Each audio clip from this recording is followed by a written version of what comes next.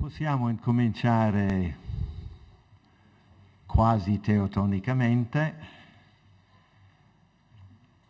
Crisa Maltesu non c'è e quindi sono 4 le relazioni.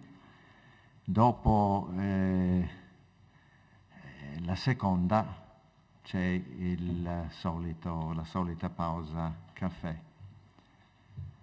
e dopo la quarta c'è la discussione. Incominciamo, tu dicevi che vuoi parlare là, ok? Egidio Ivetic, territori di confine, XV-XVIII secolo, Ivetic dell'Università di Padova. Prego. Grazie della parola. A me il compito di sintetizzare il tema delle terre di confine, no? Nell'ambito dello Stato della Serenissima. Dunque questa mia relazione avrà grosso modo 3 parti, una prima in cui parlerò del confine, una seconda dei territori di confine e una terza della Serenissima come Stato, come confine stesso, tra varie cose. Dunque una storiografia sui territori di confine ha avuto grande fortuna negli anni recenti, dopo il 2000.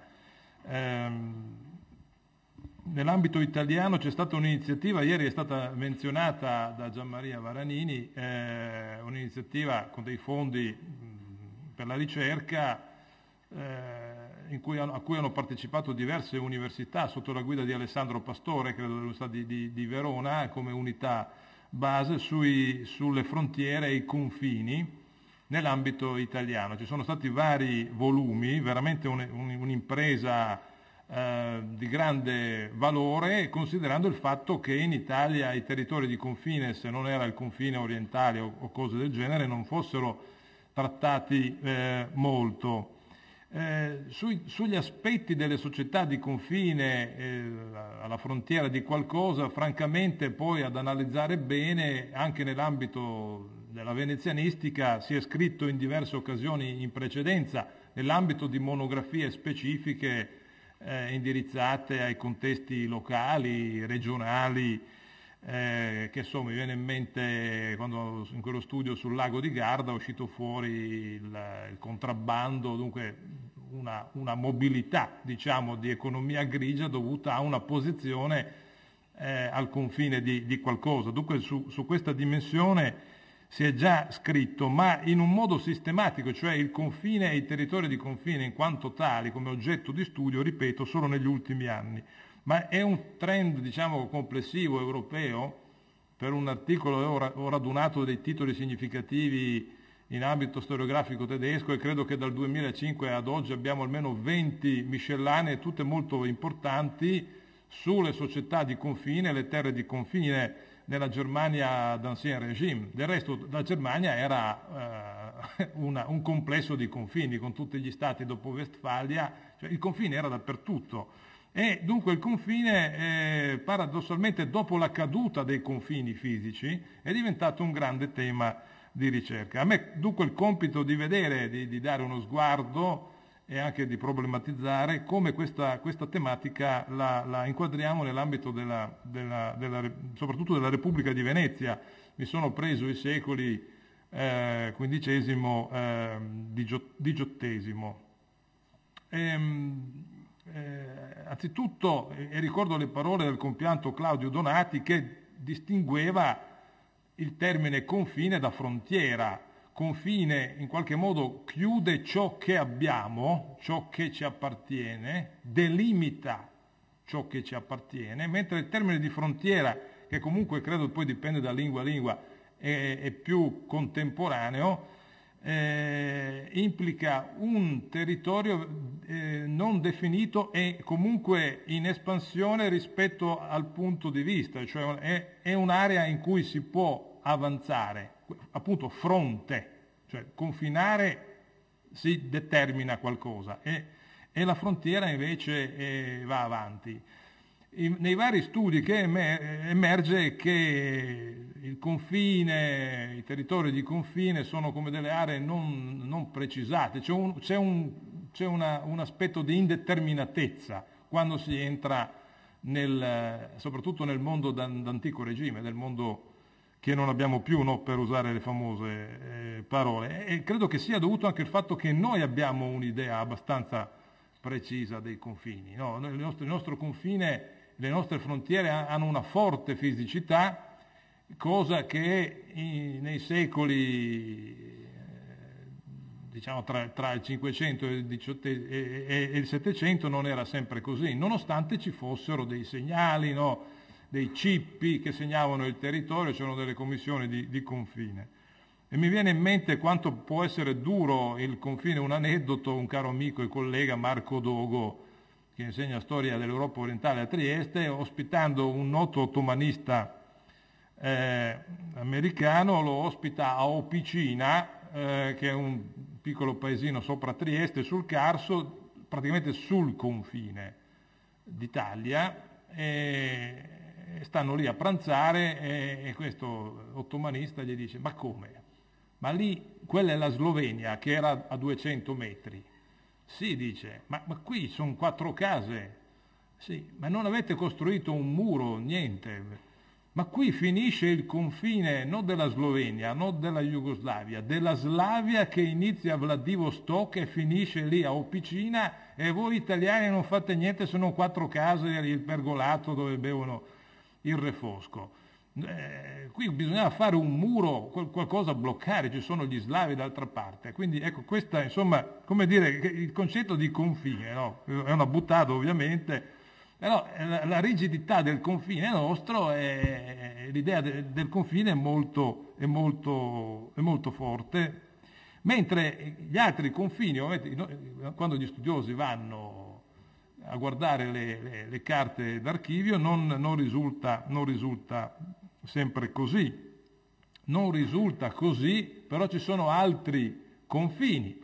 Se arriva uno straniero in un contesto, del contesto si sa tutto, non è che può star lì, cioè il territorio è ben noto a chi lo abita e quindi non c'è un territorio definito dallo Stato dall'alto come succede con lo Stato nazionale, ma il territorio è definito dal basso. E spesso le logiche di definizione del confine nell'antico regime ovviamente sono diverse dalle logiche, come dire, c'è già un confine che viene dal basso. E adesso passo su cose più concrete, comunque una dimensione diversa dalla nostra. Allora, tra i vari libri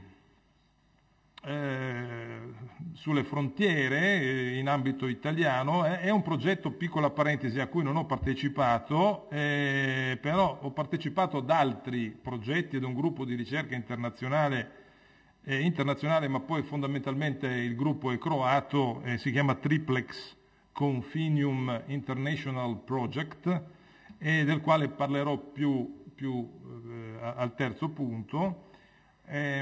Chiusa parentesi, quindi ho un'esperienza però da un altro punto di vista. Adesso descrivo l'esperienza piuttosto maturata in ambito italiano, dove sono usciti fuori dei libri, delle raccolte di saggi in cui si analizzano i vari aspetti, le varie sfaccettature del confine, come viene tracciato e definito nei vari contesti della Lombardia, contesti della Toscana, e cioè anche il contesto della Repubblica di Venezia, soprattutto gli studi di Mauro Pitteri sulle confinazioni e su un organo, chiamiamolo così, che viene definendosi nella Repubblica di Venezia nel 1554, poi cristallizza veramente nel 1564 e si chiama Camera dei Confini, ed è un organo che dunque siamo 130 anni dopo la definizione un po' dello Stato territoriale, appena dopo 150 anni la materia delle confinazioni, diciamo, della delimitazione nei confronti degli altri soggetti politici, e quindi è comunque anche la definizione dello Stato in quanto tale, diventa, diciamo, oggetto concreto di un organo. Ma che tipo di organo? Allora, l'organo è formato da 2 senatori, parte come Camera dei Confini, a cui sono preposti 2 provveditori ai confini, ma non ha nessun ovviamente potere decisivo, è il Senato che decreterà. E poi esce fuori che in sostanza questa istituzione serve più che altro per raccogliere una ormai copiosa quantità di documenti che servono per ulteriori e future definizioni territoriali nei confronti soprattutto degli Asburgo. E la Camera dei Confini tra il 500 e il 600 è più che altro un archivio dove vengono accumulate carte, che ovviamente queste carte oggi ci servono per avere una visione di come vengono definiti e gestiti i confini. Quindi c'è una differenza dal punto di vista delle fonti. Esistono dunque delle fonti esplicitamente rivolte agli confini, ma poi invece la prassi, quando bisogna tracciare i confini, ecco che allora lì il Senato incarica delle commissioni, ci sono dei provveditori speciali e sono degli uomini che si dedicano alla definizione dei confini sia con gli ottomani sia con gli asburgici sia con lo Stato della Chiesa. E dunque il tracciare i confini è sempre un'operazione in qualche modo eccezionale, anche se abbiamo, ripeto, un database, no? Questo archivio dei provveditori. Poi magari qualcuno mi smentisce e mi dirà che ho sbagliato, ma così studiando la faccenda. Solo nel 1668 abbiamo un sovrintendente alla Camera dei Confini, cioè un individuo che ha una responsabilità anche di questo archivio, ma nell'insieme, tracciando una linea della politica, si vede che è sempre una politica che risponde a quel pragmatismo tipico veneziano, cioè alle risposte, ci sono delle risposte concrete a delle esigenze di definizione della sovranità in certi punti, per evitare contese con gli altri soggetti politici. Dunque è una politica pragmatica, non c'è una, come diremo oggi, visione né missione né di questo soggetto né della stessa politica, si tiene in piedi ciò che c'è. E cosa c'è? Ci sarebbe un altro capitolo, non è tanto studiato, cioè ciò che precede la Camera dei Confini, cioè il 400 e il 500, e cioè come Venezia acquisisce i territori e definisce i suoi confini. Ebbene, Venezia, abbiamo discusso diverse volte, si fonda spesso su queste dedizioni, sono dedizioni ovviamente imposte gentilmente o no, ma poi il confine dello Stato di San Marco si colloca dove? Si colloca laddove c'è il confine del soggetto che la Repubblica ha acquisito. Prendiamo il Vicentino, che è una zona così, no? Fin dove ci sono il Vicentino come area che ha una sua storia, dove finisce il Vicentino, lì finisce. Dunque l'ultimo pezzo, che non è il Vicentino ma è l'altopiano dei 7 comuni, finisce praticamente in quel burrone, sotto c'è la Val Sugana, lì sotto, va bene, c'è il territorio asburgico, i 7 comuni sono sudditi di San Marco, dunque lì finisce la Repubblica di Venezia. Lo stesso vale per l'Istria. E come si comporta la Repubblica di Venezia negli estremi domini? Ecco, proprio nel caso dell'Istria, quando c'è l'acquisizione di un centro che è un borgo piccolo, non è un comune, di Pinguente, e lì diventerà sede del capitanato di Raspo, Venezia impone a questo borgo la costituzione di un comune, cioè di un consiglio comunale. Cioè Venezia vuole nell'estrema landa dell'Istria non un feudatario in questo caso, ma vuole un comune che abbia il suo contado. Gli impone proprio lo stile, quale? Proprio, cioè una città vuole avere come d'altra parte un'altra città. E in Dalmazia ovviamente le cose cambiano, ma fondamentalmente i confini politici sono i confini dei contadi di Zara. Questi contadi di Zara o di Sebenico vengono erosi dall'avanzata ottomana e poi vengono definiti dai contratti con gli ottomani. Comunque in linea di massima è sempre questa l'idea, cioè della formazione del confine. Non abbiamo un'avanzata, cioè non è una truppa di uno Stato nazionale che avanza e lì poi colloca i paletti, ma è il risultato di una politica appunto delle dedizioni dove è il soggetto entrato a far parte dello Stato che definisce il confine. Morale è dentro questo soggetto che tutte le problematiche relative al confine vengono risolte. La fondazione della Camera dei Confini nel secondo Cinquecento in sostanza è, in quel clima complessivo di centralizzazione, accentramento di fine Cinquecento, un passo verso una riorganizzazione e una visione complessiva della problematica.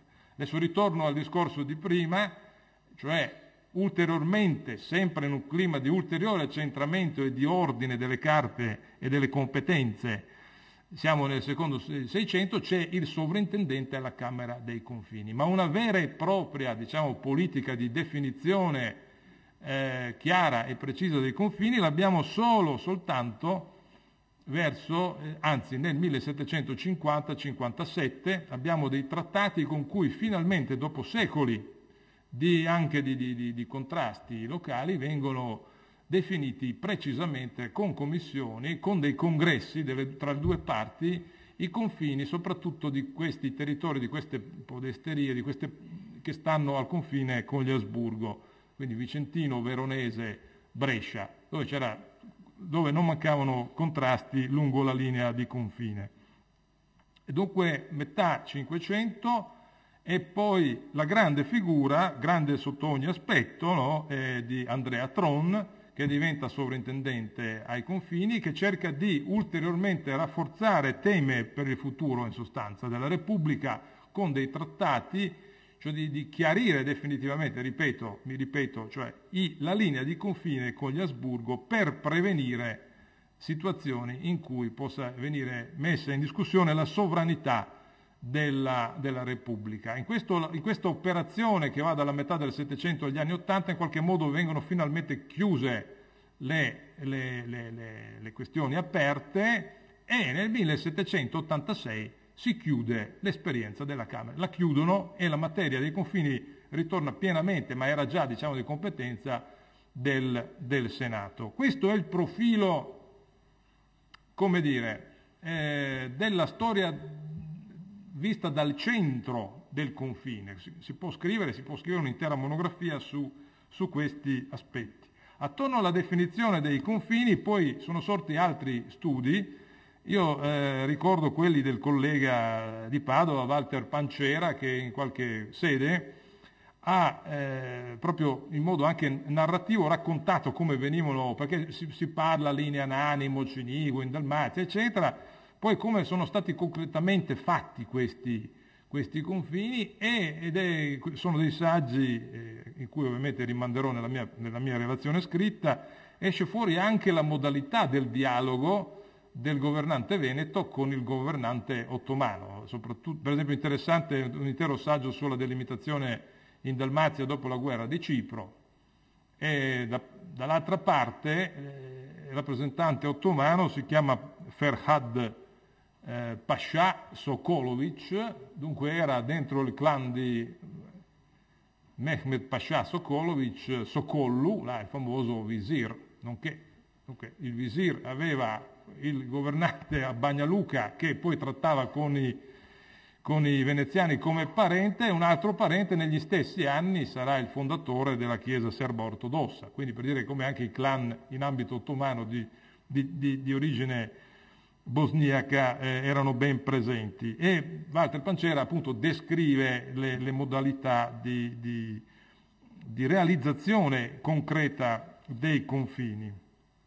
Nei vari studi che sono emersi in questi ultimi anni escono fuori tutta una serie di problematiche legate, appunto, seconda parte della mia relazione, ai territori di confine. Cioè i territori di confine sono anche intesi da questa recente storiografia come lo specchio in cui misurare l'azione dello Stato, in cui lo Stato si presenta. Io che da bambino ho superato continuavo a attraversare il confine italo-jugoslavo, in effetti è vero, tu arrivi al confine, vedi la bandiera, la faccia del poliziotto, e lì sì che si manifesta lo Stato, ma non solo in questo modo così, visivo, che pure era vero durante le emergenze sanitarie, quando c'erano le epidemie, soprattutto in ambito dell'Istria e della Dalmazia, oppure ci sono i cippi tutto attorno al Vicentino, al Veronese, ma il volto dello Stato si realizza anche nelle politiche rivolte a questi territori che sono liminali e che,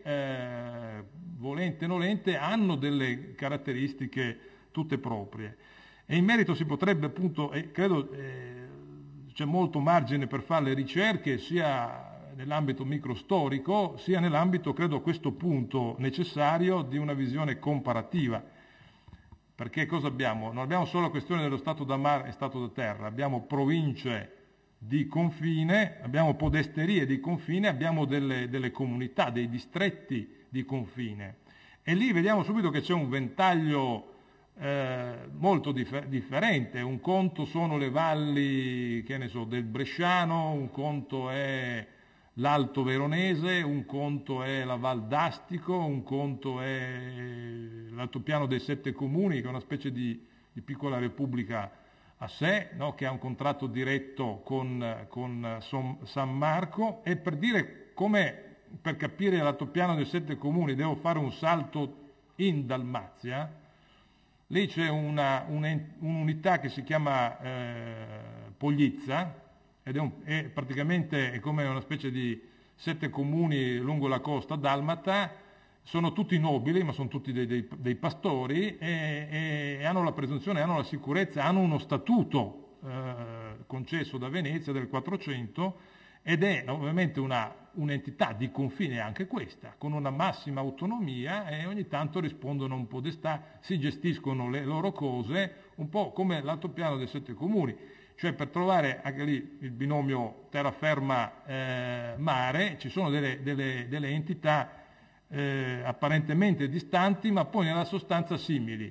Un altro gruppo non è una repubblica di contadini, ma è proprio letteralmente un territorio controllato dai clan, e l'ultimo lembo della Repubblica di Venezia sulla sponda adriatica orientale, di là del castello di Budua, che è sotto controllo, diciamo, amministrativo di Cattaro, e ci sono questi Pobori, Braic e Maini, questi tre territori sotto la montagna del Montenegro, sudditi di Venezia, che hanno questa massima autorità, rispondono al provveditore di Cattaro, ma in verità hanno una grande autonomia. Lì c'è quel posto turistico che si chiama Santo Stefano, che è una specie di isola attaccata da una lingua di sabbia, e lì nascondevano, lì mettevano le mogli e i figli nel caso di pericolo, e poi si facevano una specie di linea di difesa. Quindi una strana società posta tra montagna e mare,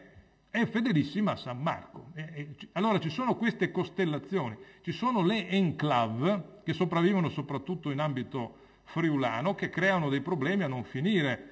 C'è una cartina, adesso non so dove, è quella di sempre Beppe Gulino la tira fuori, col Friuli giallo, tutto chiazzato, sembra che abbia il morbillo di enclave asburgiche. E quindi è lì, come la mettiamo?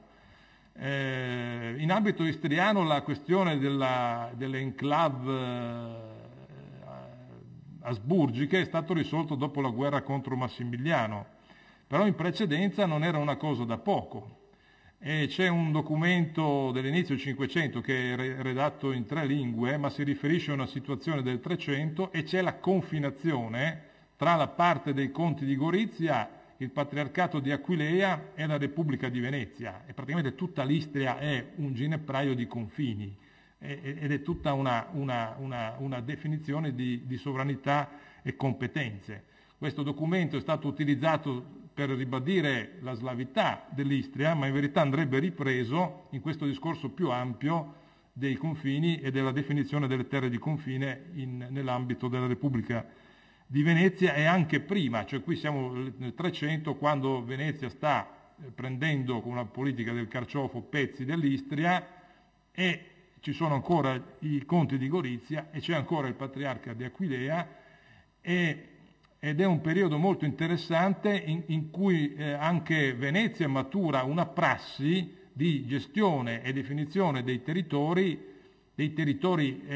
terrestri, perché Venezia effettivamente viene dal mare, no? Quindi c'è Treviso, e prima di Treviso c'è l'Istria, no? C'è dunque nel 1331 ormai tutta la costa è sotto controllo, ed è lì che si crea l'esperienza di come gestire un limite, non più un'isola in qualche modo. Anche queste città della Dalmazia attaccate sono come delle isole, no? Spalato con le Castella e Traù con i 7 villaggi, poi finisce, c'è la montagna, sono come delle isole. Qui nel caso dell'Istria e poi dopo nel caso della terraferma abbiamo veramente una territorialità, come dire, un territorio di tipo continentale, non più marittimo. Quindi Venezia si deve reinventare e ridefinire in questo senso. C'è dunque tutta un ventaglio di problematiche legate ai contesti stessi. Poi quando entriamo nell'ambito dei documenti incontriamo un altro gruppo di problemi che si ripetono e che personalmente ho trovato nelle mie ricerche anche tra l'Istria e la Dalmazia, ma poi le ritrovo in Friuli, nel Veronese, eccetera, e riassumo. Punto A, lo scontro lungo, cioè allora la linea di confine è definita o non definita, a volte ci sono delle differenze, cioè come delle zone vuote che lasciano vuote apposta tra le due parti. Piccola parentesi di curiosità, visto che è venuto in mente, cioè la Repubblica di Ragusa si è creata 2 zone vuote, e una di queste zone vuote oggi è lo sbocco marittimo della Bosnia-Herzegovina sul mare. L'altra invece è rientrata, cioè fa parte del Montenegro, quindi a volte succede proprio concordate queste aree di nessuno. Bene, torno al mio discorso. Primo problema, lungo queste linee che sono spesso roventi, c'è lo scontro tra chi vi abita, sia dall'una che dall'altra parte del confine. Lo scontro principale è quello per il controllo delle risorse, no? E quali risorse? Più che altro boschi e pascoli. Quindi ci sono scontri, ci sono poi interventi da parte delle autorità veneziane che devono mettersi in contatto con le autorità dall'altra parte. E questi scontri li ritroviamo lungo tutti i confini terrestri e anche lungo la linea del Po, spesso con lo stato della Chiesa, più appunto nel 6-700. Dunque scontro per le risorse, e poi ovviamente abbiamo, come dire, una specie di mobilità, di fluidità. Anzitutto nell'area di montagna abbiamo le transumanze, quindi abbiamo... Vabbè, è abbastanza scontato qui nell'area delle Prealpi capire che vengono portati gli animali al pascolo sia nella parte asburgica sia nella parte veneta. Più curioso è sapere che dalla Bosnia ottomana o dall'Erzegovina portavano a pascolare sull'isola di Curzola il bestiame, portato con le zattere e riportato indietro. Quindi, tanto per dire... E quando poi problemi, il bestiame perso, denunce, eccetera, eccetera. Secondo aspetto, il commercio, si sa, c'è la Valle dell'Adige, la Valle dell'Adige da un lato, oppure le varie vie che mettono in relazione Sarajevo con Spalato, oppure con Zara, problemi lungo le linee di commercio. Di là abbiamo questi aiducchi, questi briganti che bloccano, dazi, tutta una serie di problemi che emergono nei documenti. Poi abbiamo ovviamente il contrabbando, e lì si apre un mondo proprio fatto di contrabbando. C'è tutta una serie di contrabbando famoso, ci sono documenti infiniti per il Settecento per quanto riguarda il contrabbando del tabacco e anche la formazione di un certo tipo di brigantaggio, è stato anche studiato ampiamente per il Friuli e altre zone. E qui quando tocco il contrabbando si apre il grosso problema, ma dove sono i confini sul mare? Cioè tutto il Golfo in qualche modo è Venezia, e anche lì dovrebbe esserci un flusso controllato, ma di fatto c'è un contrabbando vivissimo. E praticamente quell'economia grigia, no? che a volte si discute anche in ambito italiano, non si sa quanto per cento è, 15 o 18%, che comunque qui forse anche di più, anzi molto di più, contribuisce al benessere collettivo. C'è sempre l'esigenza, ma l'abbiamo visto anche dalle altre relazioni, cioè di controllare quella di Zannini. Francamente poi anche lì, come si è toccata la questione della corruzione, anche la questione del contrabbando, insomma, bisognerebbe un po' riflettere se è un punto di vista nostro che comunque è denunciato nei documenti o se andrebbe fatta un'altra lettura dei documenti. E altro aspetto legato ai confini è il banditismo. Cioè se c'è un gruppo armato, una banda, facilmente passa dall'altra parte e si fa perdere le tracce, oppure ritorna a fare il colpo in territorio veneto. Naturalmente c'è sempre il solito saccheggio di caspita, non pensavo, animali, bestiame, eccetera. No, sono messo bene. Adesso chiudo e arrivo alla terza parte, in sostanza le conclusioni. Cioè adesso apro poi nella parte scritta ovviamente sarò più articolato. Nell'affrontare questo argomento, cioè mi sono chiesto, il primo punto è quello della continuità. Qui c'è una discontinuità, nel senso che il confine in precedenza, prima del 400, no? E come lo mettiamo? Che confine ha Venezia? E lì ho cominciato a ragionare, di lì anche tutta la discussione Stato da Mar, Levante, colonia, non colonia. Come mettiamo lì la questione dei confini?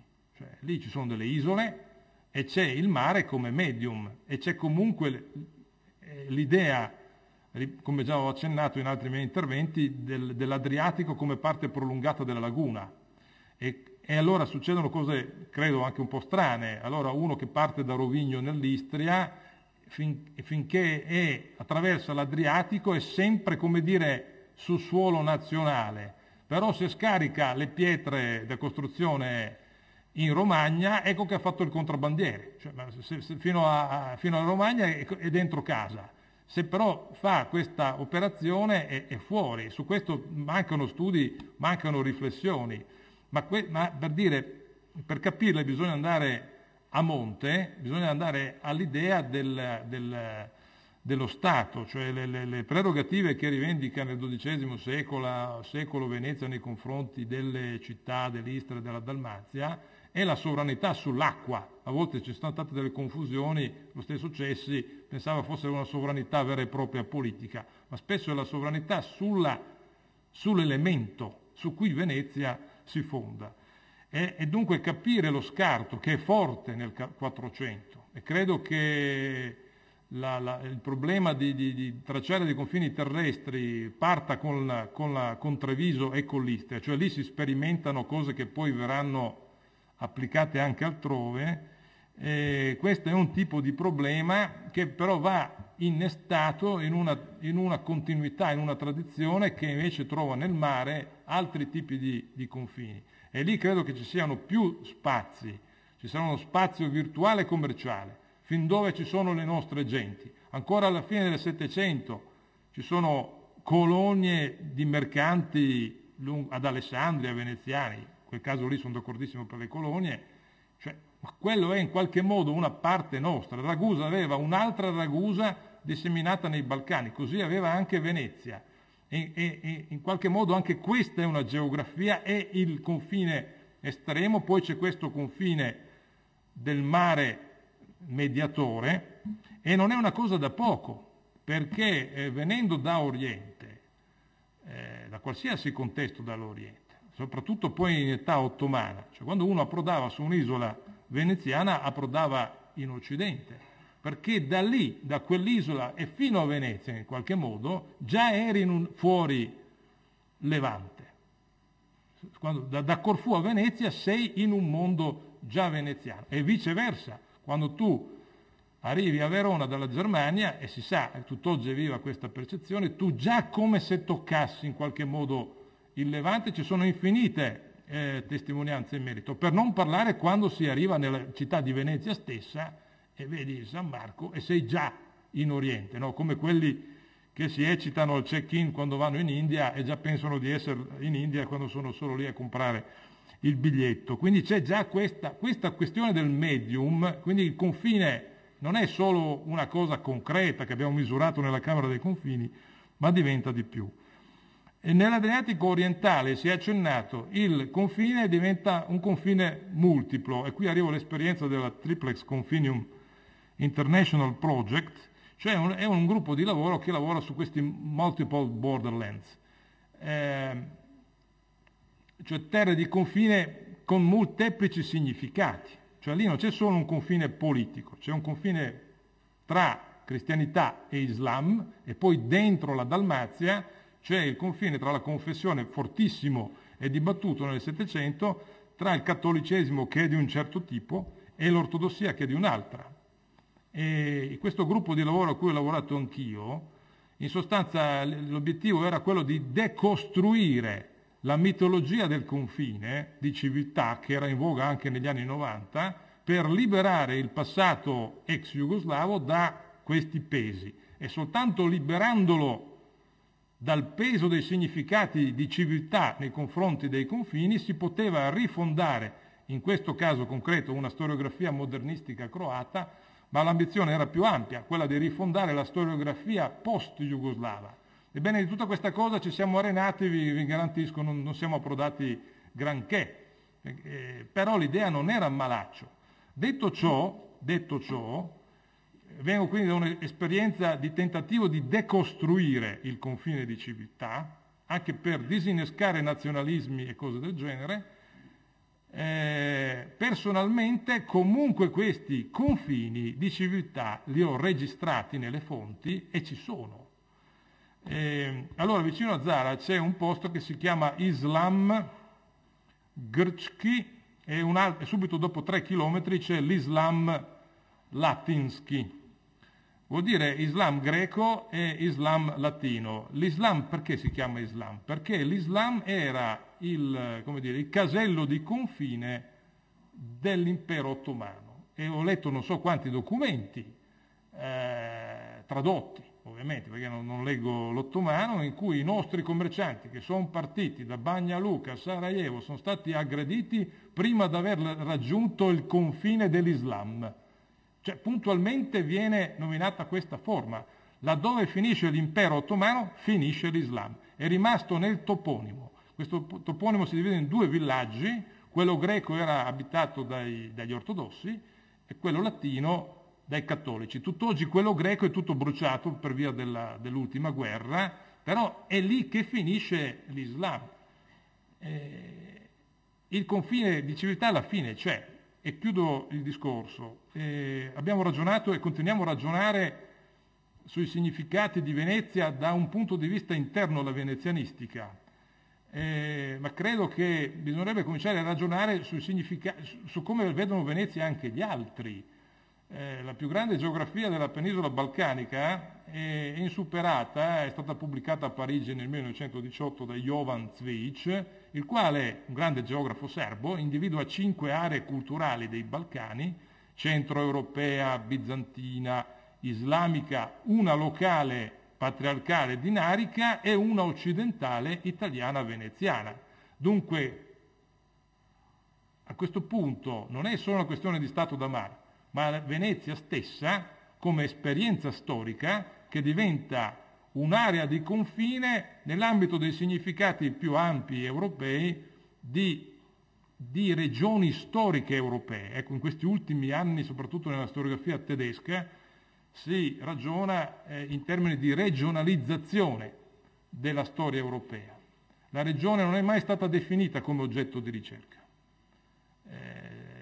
mai abbastanza. E torna e tornerà, credo, in auge, perché non c'è altro modo poi per affrontare la complessità della storia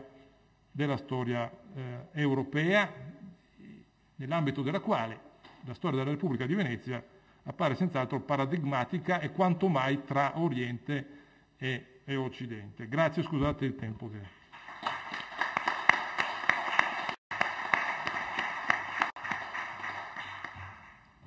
Ho fatto un errore prima di iniziare, anzi 2 errori. Il primo era di non dare voce al sottotitolo della sessione, che è lo Stato in funzione, comunicazione, trattative e legittimazione. La seconda il secondo errore era di non dire che i confini non saranno tanto liquidi, i confini dell'orario, cioè dando mezz'ora a ciascuno in modo che si possa dedicare più tempo alla discussione. Ma il concetto è bellissimo della liquidità dei confini, quello che hai riportato è molto... vedremo che sarà molto utile per la discussione. Do la parola adesso a Oliver Schmidt di Vienna, l'avete già sentito, quindi non occorre un'introduzione. Venezia mediatrice e le comunità locali, un approccio microstorico alla Dalmazia quattrocentesca. Grazie, cari colleghi, se avete il tempo mi piacerebbe l'idea di continuare questo discorso sull'importanza della regione, perché all'Accademia Austriaca stiamo attualmente terminando un grande progetto sui discorsi regionali, soprattutto nel sud-est europeo, un tema che si inserirebbe perfettamente in questo tipo di discorso. Quello che propongo oggi per il nostro convegno è adesso un cambiamento assai radicale della prospettiva. Finora abbiamo discusso soprattutto contributi che analizzano il tema del nostro convegno dall'alto. Io presento un piccolissimo segmento di una piccolissima isola in anche un spazio cronologico abbastanza limitato, il 400, proponendo anche un approccio microstorico. L'introduzione del mio intervento infatti adesso si rivela una specie di riassunto delle nostre discussioni finora. Non è per caso, perché ci troviamo già in mezzo alla fine della prima metà del nostro convegno. Allora, abbiamo finora già sentito tanto sui grandi concetti, la Repubblica aristocratica, Stato composito, Commonwealth e anche impero, che sono stati discusse già nella prima metà del nostro convegno. Sono anche concetti abbastanza bene conosciuti nella discussione specializzata. Negli ultimi anni, e anche questo è già stato oggetto della discussione, l'interesse scientifico si è rivolto anche a pratiche extra-istituzionali, già messe in rilievo da Monique O'Connell, e anche alla tutta la dimensione della negoziazione del potere, la discussione sullo Stato debole, sulle periferie e anche le loro interazioni con il centro, la dominante nel caso di Venezia.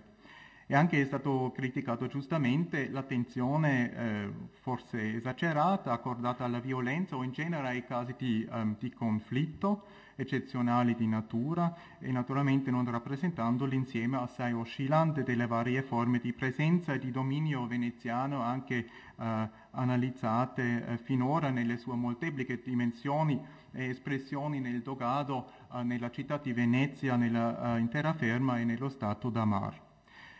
E anche un altro punto che riassume un po' lo stato della nostra discussione è l'importanza accordata al sistema giuridico, alla giustizia in genere, come una specie di spina dorsalis dello Stato veneziano tra Bergamo e Cipro.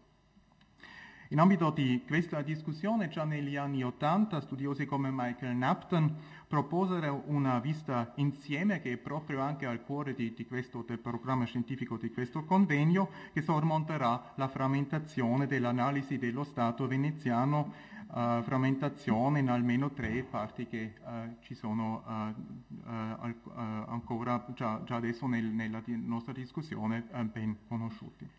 Nella sua recente monografia sul dogado trecentesco, Ermanno Orlando ha sviluppato e proposto il concetto di altre Venezie, un concetto sviluppato da Gerardo Ortalli, e ha dimostrato i complessi rapporti orizzontali e verticali tra il centro e la periferia. Il modo sviluppato per il dogado, l'idea di altre Venezie, ben inteso tenendo conto delle differenze culturali già messe in rilievo soprattutto da Benjamin Arbel, anche differenze politiche tra il dogado e il nostro caso, la Dalmazia meridionale, meriterebbe di essere applicato anche su altri casi in questo stato da mar. E questo vale anche per una dimensione della statualità veneziana che è strettamente connessa con il modello di altre Venezie, cioè l'importanza di patti di dedizione, anche questo un oggetto già molto familiare ai partecipanti della nostra discussione. Il mio intervento propone dunque di combinare i modelli dell'ampia discussione accennata qui solo in pochissime parole con un approccio che finora è stato scelto piuttosto raramente, cioè lo studio microstorico delle grandi strutture e sviluppi nello Stato veneziano del tardo Medioevo. Questo approccio non propone di sostituire i modelli di interpretazione, ma come vedrete offre di completarli e offre anche una prospettiva che illustra e forse anche approfondisce i nostri concetti della presenza statuale veneziana, nel nostro caso della Dalmazia meridionale quattrocentesca. È fuori luogo, soprattutto in questa sede, in Italia, presentare la metodologia microstorica, uno dei più importanti contributi della storiografia italiana a quella moderna, ma conviene comunque sottolineare che la nostra documentazione, il nostro caso, si basa meno su un grande processo e la tragica fine dei protagonisti, ma su una lunga serie di piccoli e grandi processi che si possono contestualizzare grazie a un notarile molto ricco.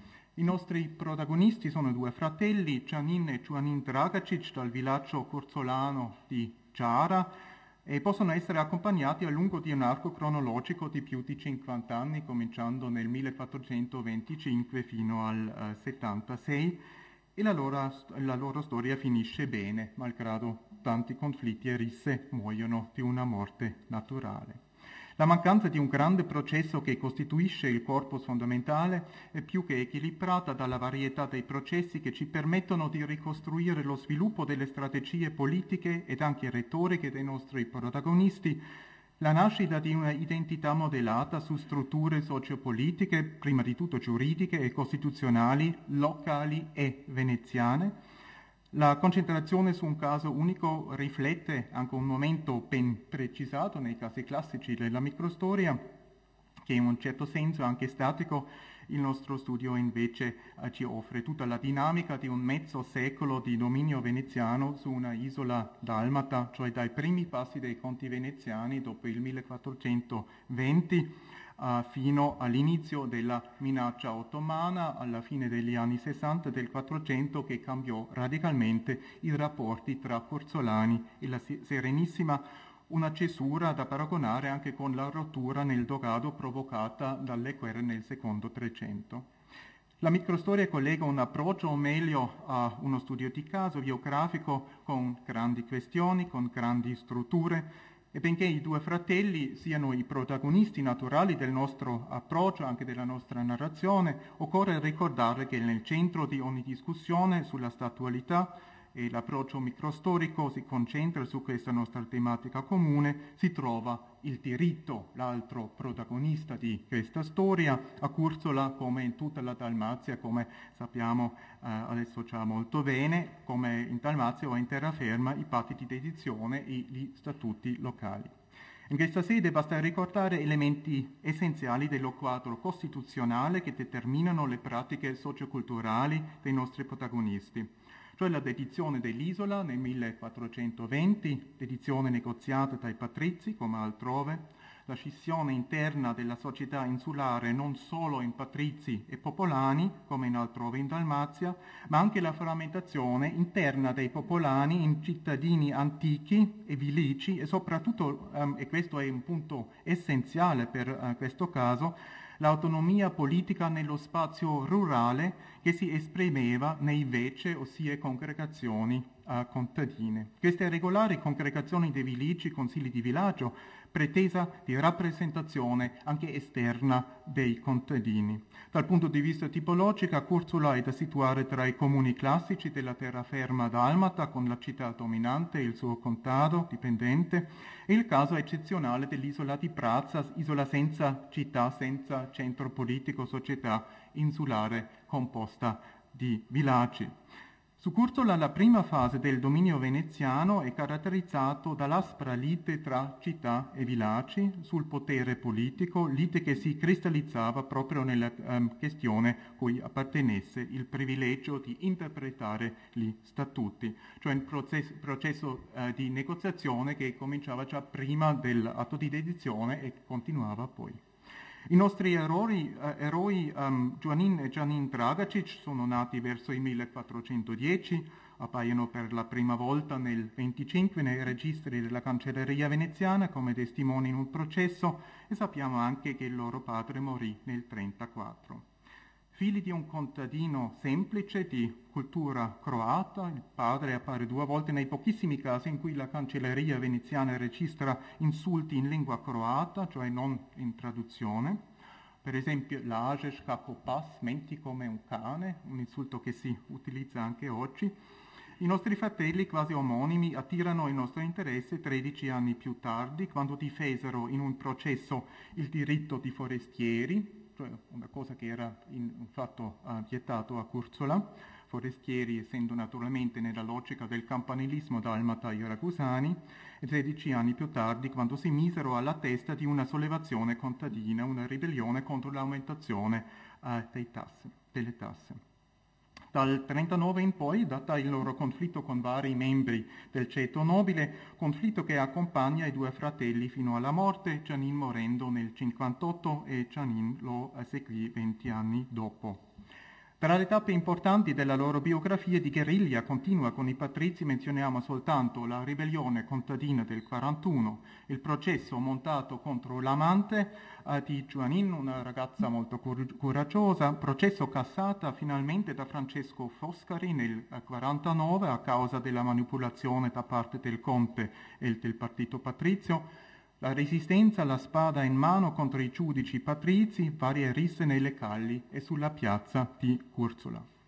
Ma questa storia di violenza va man mano con l'ascesa socio-economica dei fratelli, che compravano terre, bestiame, divennero razzieri di sale, commercianti di vino e di sale, spesso anche in compagnia con i loro avversari politici, patrizi, sono numerosi questo tipo di contratti. Accumulavano anche procure, stabilirono una rete di amicizia e di lealtà sull'isola, ma anche a Venezia, e si trasferirono in città nel Curzola Porto, dove figuravano tra i personaggi spiccanti. E soprattutto, e questo è molto importante, viaggiavano spesso nella dominante in qualità di ambasciatori o di commercianti uomini d'affari. Nella vita politica si scelsero non solo come rappresentanti locali dei contadini, ma anche come ambasciatori ufficiali dei popolani e poi anche dell'isola. Tutto questo percorso biografico è strettamente connesso con la stabilizzazione del dominio veneto sull'isola. Il maggiore evento nella storia dell'isola, cioè i patti con Venezia e la dedizione seguita da un periodo difficile aggravato di tensioni politiche e continui conflitti sull'interpretazione degli statuti, marcava la gioventù dei fratelli. Numerosi sono infatti i casi in cui negli anni 20, cioè nei primi anni del dominio veneto, patrizi e popolani contestavano le competenze del conte veneziano, eletto dai patrizi e costretto anche di rispettare gli statuti locali. Il dissenso politico si esprimeva in atti aggressivi, aggressione verbale e fisica contro il conte e anche il suo cancelliere. Ecco alcuni esempi, per esempio sono parole indirizzate al cancelliere. Cito, tu sei forestier, venuto non so donde, nolumus hic forenses sufficientes cum sumus nos terigeni nostram defendere civitatem. Un'aggressione che culminò nell'attacco di un nobile, che poco prima proprio questo nobile aveva diretto un'ambasciata a Venezia, attacco di un nobile su Curzola città, attacco provocato dal bando di peste imposto dal conte, che non permise l'ingresso in città di questo nobile, atto che provocò insulti gravi e minacce, cito, tu es tyrannus, cioè il conte, e vis tyrannare ego me ulcisciar de te, e anche a danno del cancelliere veneziano, a cui urlò, cito anche le sue parole drastiche, aha magistro io te ne incacco sulla tua barba di merda.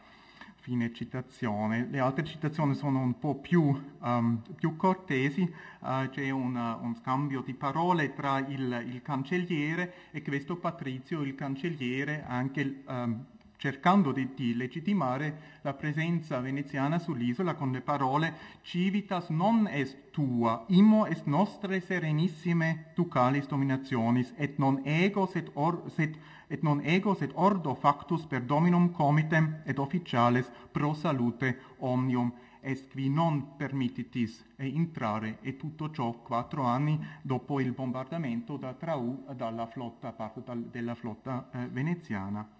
Così nei primi anni della presenza veneziana su Curzola diventa visibile anche la fragilità della posizione del conte pochi anni dopo questo massiccio intervento di Venezia, massiccio intervento militare.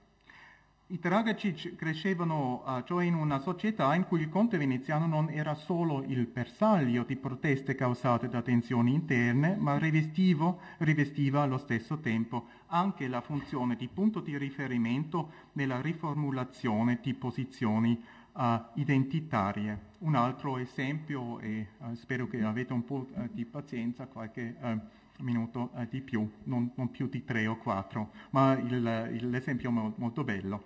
Siamo sempre in questi anni 20, prima fase del periodo veneziano su Curzola. Nell'aprile del 28 un popolano replicò a un patrizio che si era vantato con le parole «Schiavi nostri e sudditi nostri, noi podimo far ogni cosa in contro di voi, qual che ne par in quella». Risposta del popolano: «Tu non è conte, e tu non i tutta Curzola. Tu non a tu razzon a dir si farà villania di poveri uomini, perché non sono vostri schiavi né vostri sudditi, sono schiavi e sudditi della eccelsa signoria de Venezia, la qual Dio mantenga in buon stato, siando sotto il dominio della eccelsa signoria de Venezia, la qual non da tortizzar nessuna povera persona contra di razzon». Questo è il livello del discorso interno a Curzola 8 anni dopo l'integrazione nello Stato Veneto.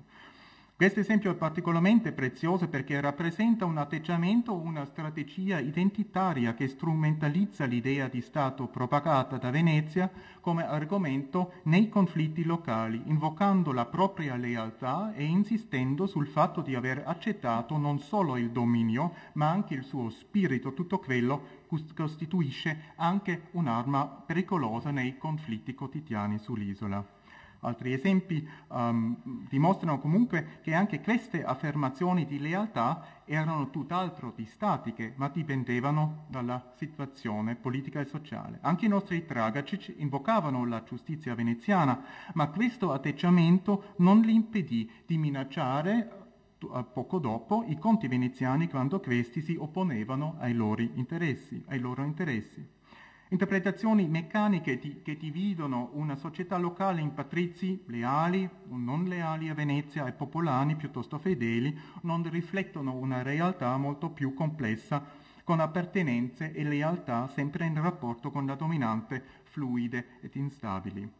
Infatti le appartenenze locali erano proprio immutabili, ma anche queste seguivano una certa gerarchia, la parentela prima, poi il villaggio, poi la classe, cioè essere patrizio o popolano, e il caso dei Dragacic rivela che anche i leader dei contadini non rifiutavano a concludere contratti di affari con patrizi. Così il conte si trovava spesso tra due fuochi, perché la dedizione a Venezia non aveva temperato i conflitti locali tra patrizi, cittadini e vilici, due fuochi mutabili comunque, e bisognava una profonda conoscenza della società locale per capire le complicatissime linee di lealtà e di inimicizia, una conoscenza che determinava anche le possibilità di mediazione del conte. Sarebbe erroneo ridurre la presenza veneziana a Curzola e la socializzazione sociopolitica dei fratelli Tragacic a un'ininterrotta serie di conflitti e di umiliazioni dei conti, all'impressione di un dominio fragile e insicuro. Percorrendo i registri della Cancelleria diventa anzi evidente il buon funzionamento della giustizia che Venezia aveva ereditato a Curzola, la collaborazione tra conti e giudici locali, l'integrazione nelle strutture centrali e centralizzanti del sistema giuridico veneziano, e questo aspetto sarà ampiamente rilevato all'esempio dei due fratelli, soprattutto nella versione scritta di questo intervento.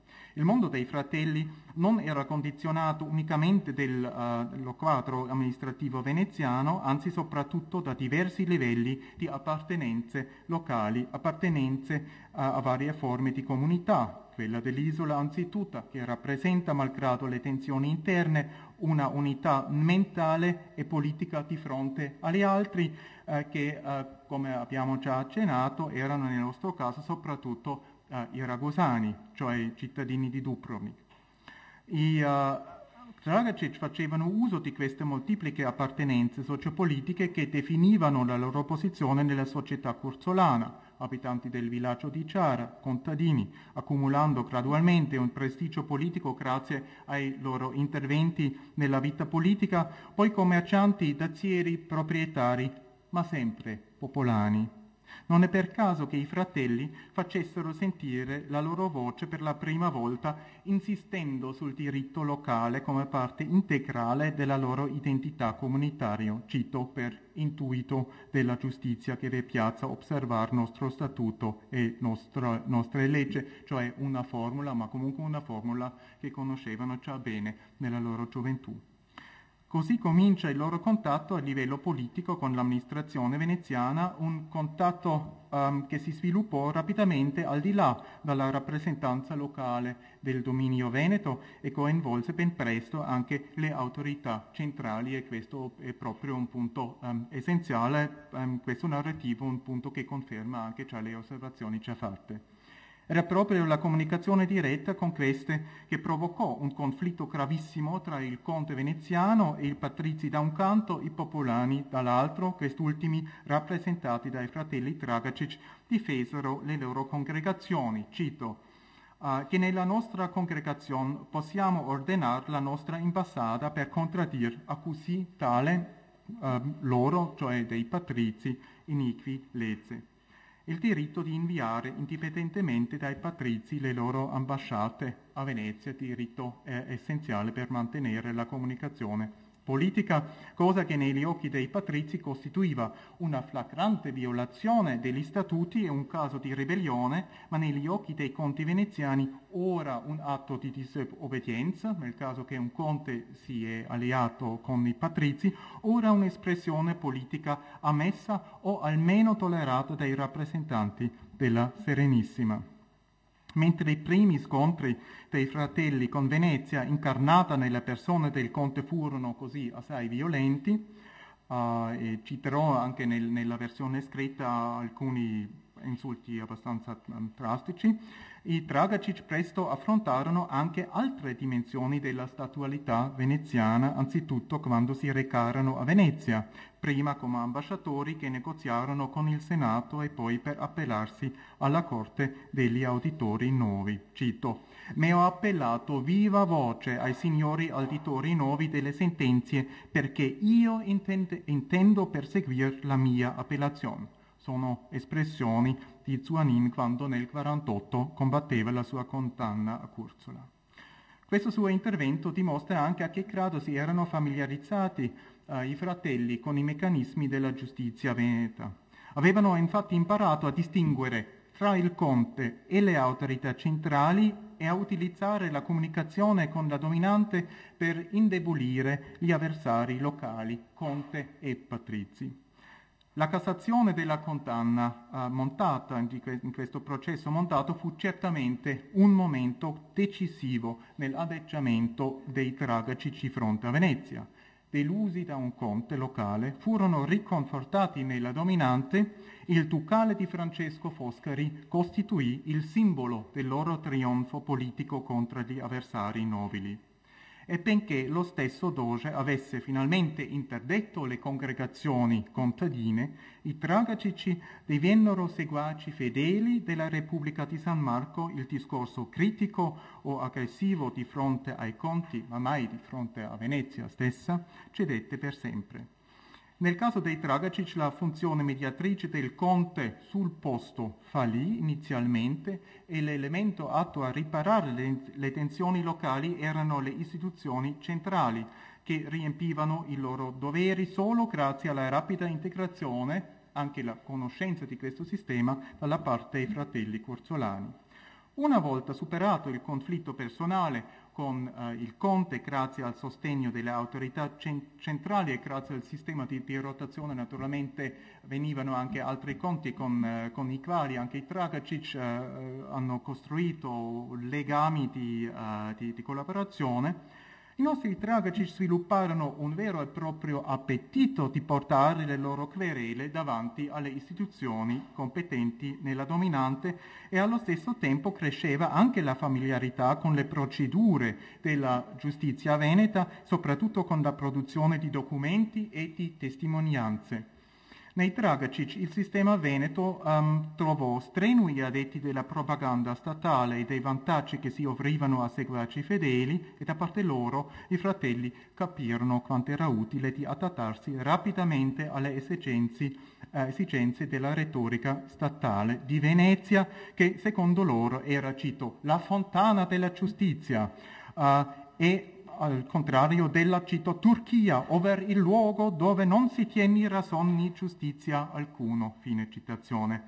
I Tragacici sapevano fare elogio della giustizia veneziana, cito, la vostra santa giustizia, di presentarsi come servitori sotto le vostre ale, cioè sono tutte espressioni ben conosciute, ma l'interessante è proprio come venivano riflesse qui in questo ambito contadino curzolano.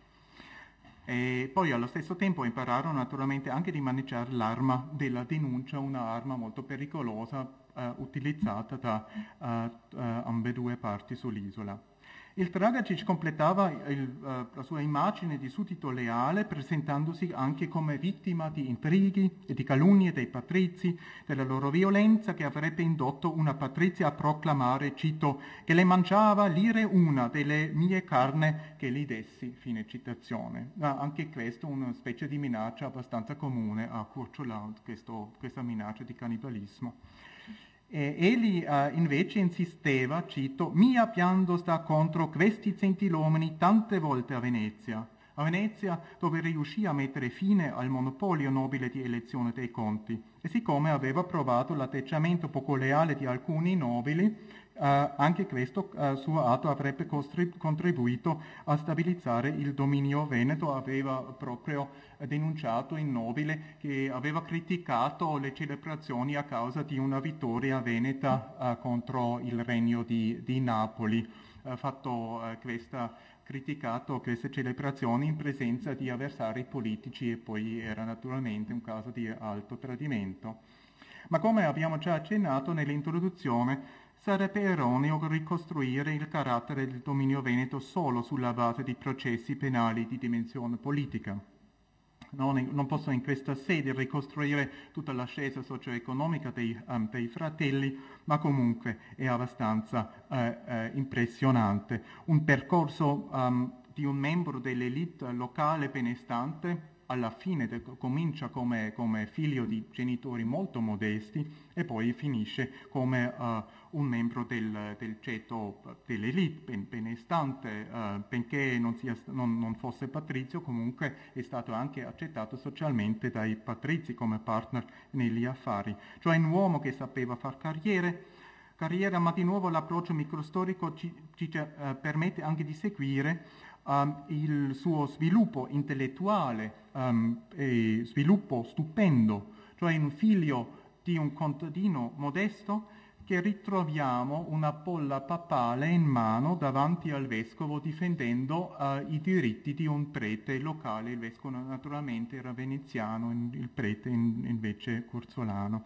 Ascoltiamolo alla fine di questo intervento, anche argomentando davanti al conte si tratta di una risponsione alla denuncia di un patrizio a causa dell'esportazione di vino a Venezia. Cito: rispondo che Giunio, questo patrizio, di questa parte non dice punto la verità, né mai proverà con verità, cioè testimoni legittimi, idonei o verdegni di fede, salvo se non fossero alcuni miei inimicissimi, i quali si mettino in stessi avanti a testificar contro di me, ciò che non credi che la vostra summa giustizia vorrà comportar per non essere giusto né onesto quando avrete inteso le mie opposizioni.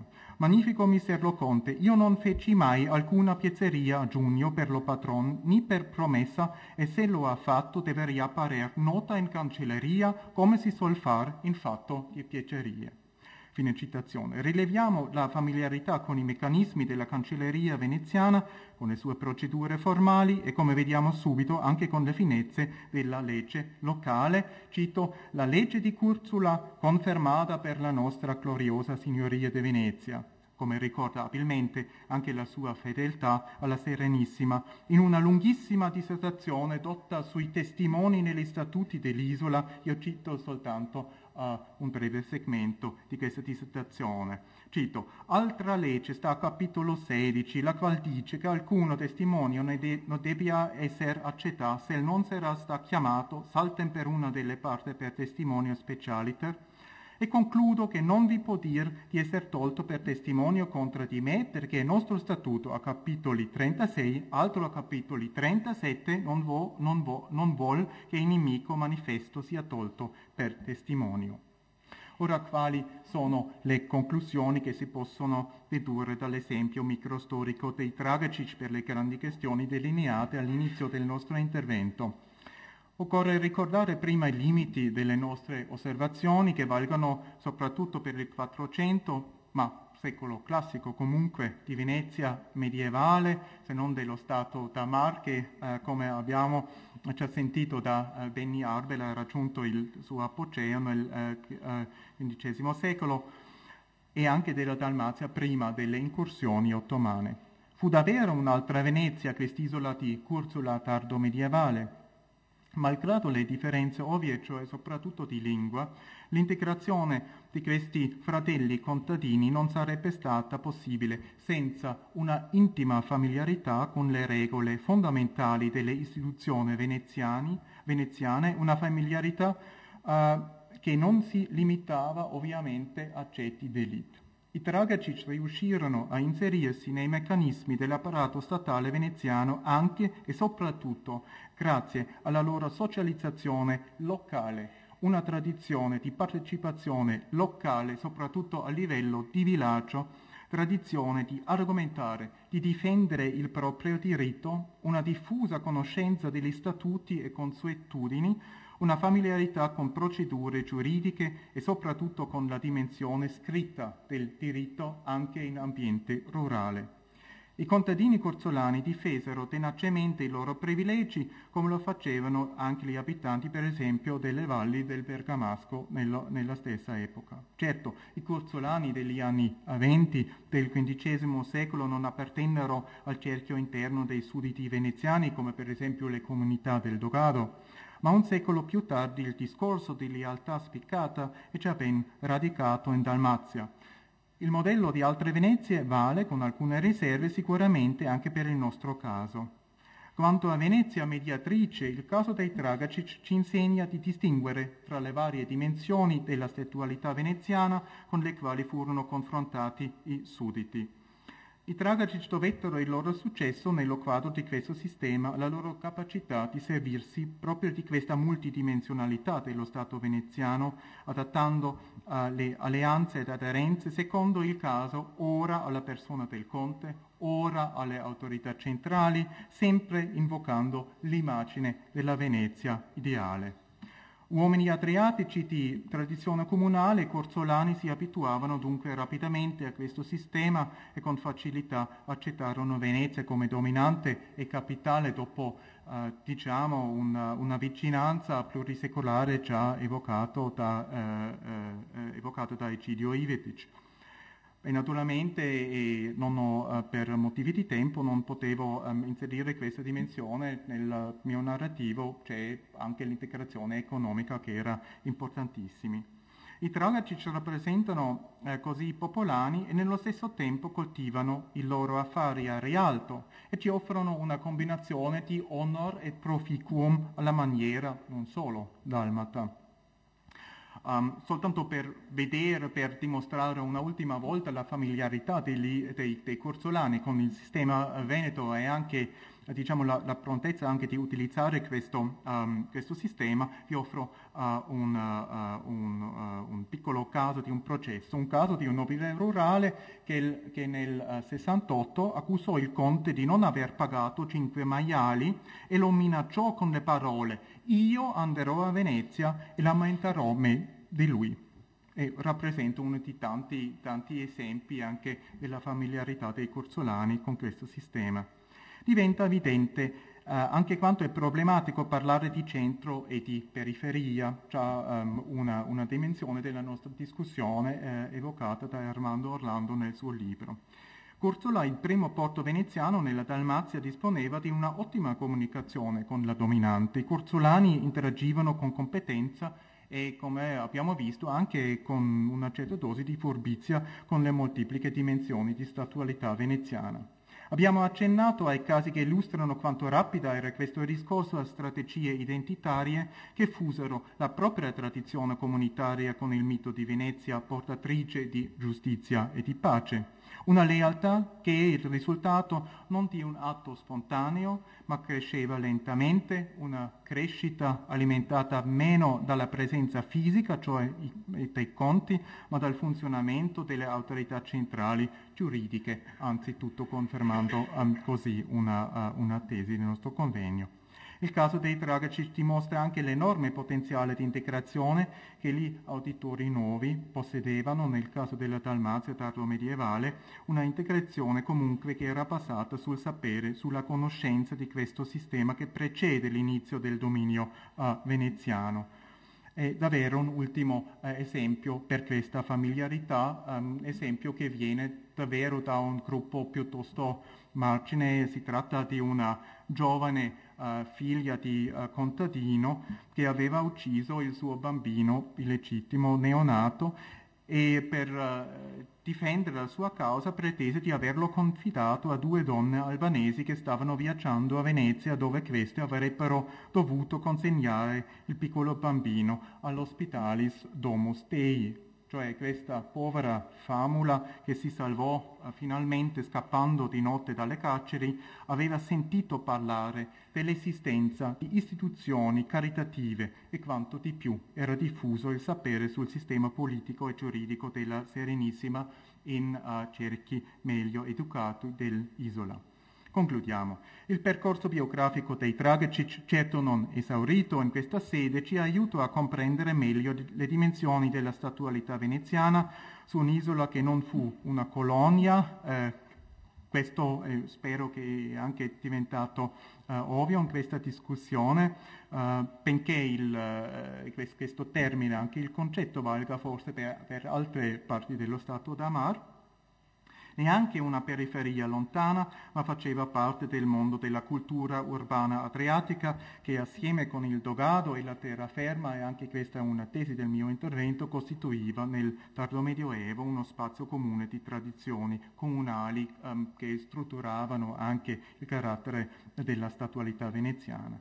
Molto sono le proposte per circoscrivere l'essenza e il carattere di questo Stato e forse dal nostro caso emerge un modello di un dominio a patti tra partner ineguali e occorre sottolineare questo aspetto dell'inequalità come altrove in Dalmazia o in terraferma.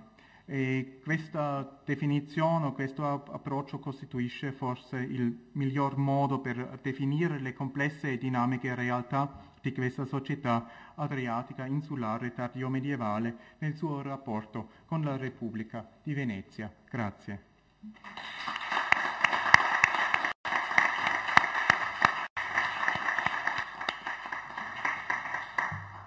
Grazie molte. Abbiamo prima visto Venezia, cioè il Commonwealth da fuori,